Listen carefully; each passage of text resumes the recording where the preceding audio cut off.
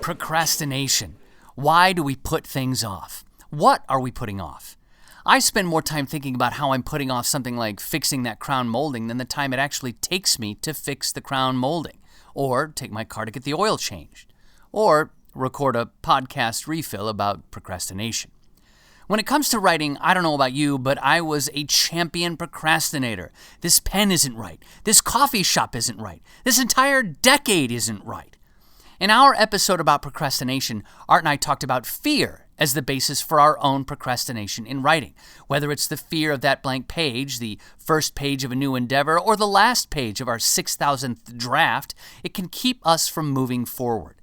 Now, if you haven't figured it out by now, my old friend Art is the smarter of us two, the scientist.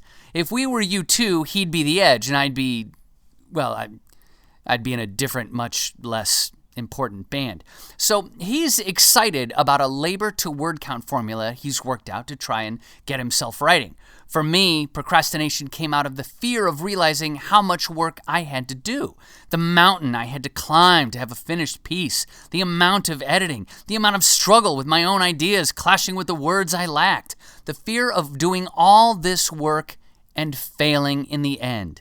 And that fear lasted for a long, long time.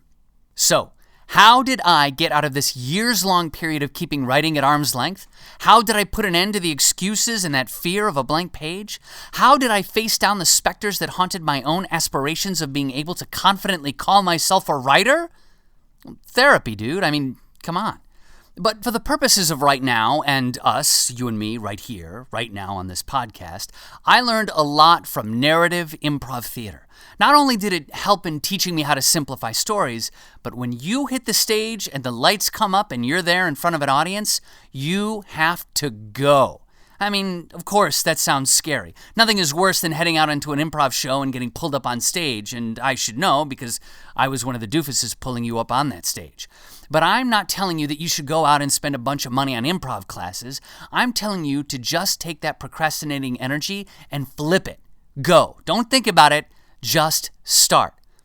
Here's an exercise. Get yourself a pen and paper, or a word processor, or a laptop if you're that bougie. Open up a new page, slide a piece of paper in it, or, open Word if you're that bougie. I'll give you a second. Okay, ready? Now, just go. Just write. Just do it. I know, I sound like a big jerk. Yeah, sure, right. I'm trying to get over my own personal issues, and you're just telling me to write. It's not that easy. Well, sometimes when I make a plan for when I want to write, that hinders me as well. I'm like, oh, okay, I've got to write today at 2 p.m., and then I spend the entire day thinking about how I have to write at 2 p.m. And then the procrastination begins, because the fear starts that I'm not going to be able to write something good. So, try to do it when you're not ready. Just write. Just do it.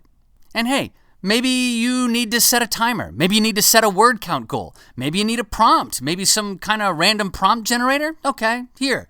Porcupine. Snow cones. The all too unsettling idea that we are nothing in this greater, larger universe and that every point of light you see in the night sky is a place you'll never be able to visit. The point of this is to just get writing, just to stop making the excuses and do it. And sometimes if you're planning it, you'll make excuses. But if you're not, you'll just go ahead and write. So try it. Do it. When you least expect it, get at it. And try not to plan it. Let us know how it turns out. See you next week. Start writing.